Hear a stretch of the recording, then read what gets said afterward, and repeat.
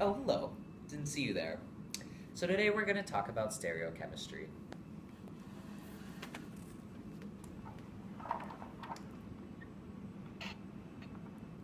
What is stereochemistry, you ask? Well, stereochemistry is the spatial arrangement of atoms within a molecule. So I'm sure you've all heard of constitutional isomers, and constitutional isomers are when molecules have the same number of each atom, but they're connected differently. For instance, ethyl methyl ether, which is C3H8O, and isopropyl alcohol, also C3H8O, but you can see they're completely different things. But today we're going to talk about a new type of isomer, and that is the stereoisomer. What is the stereoisomer, you might ask? I'm sure you're all wondering it. I know I certainly am. Well, I already know what it is, but anyways. Stereoisomers are compounds that have the same connectivity, so might be ethyl methyl ether, but they have a different 3D arrangement in space. Here we have four groups that will be attached to a carbon atom. From left to right, we have a methyl group, an ethyl group, a hydroxide group, and a hydrogen atom.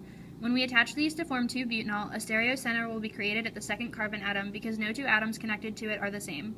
Now that we have a stereocenter, we can prioritize the functional groups attached to it by molar mass. Hydrogen, the lowest priority, goes in the back on the bottom.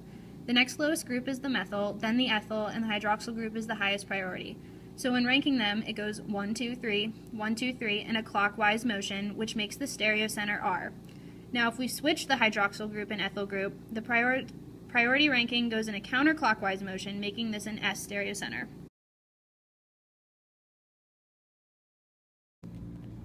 So let's draw 2-butanol.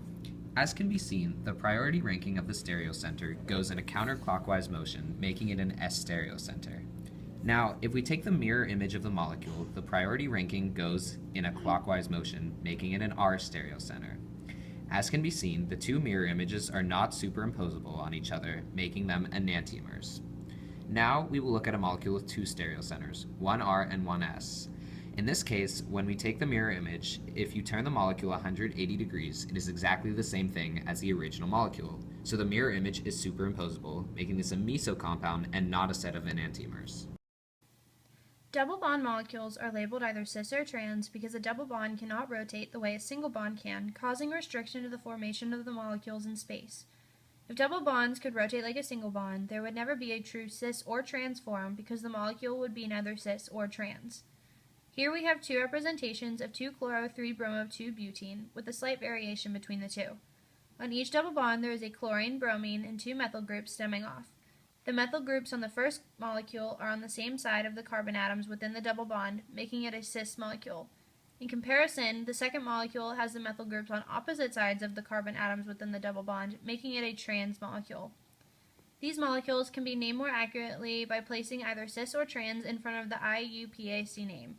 For example, trans 2-chloro-3-bromo-2-butene.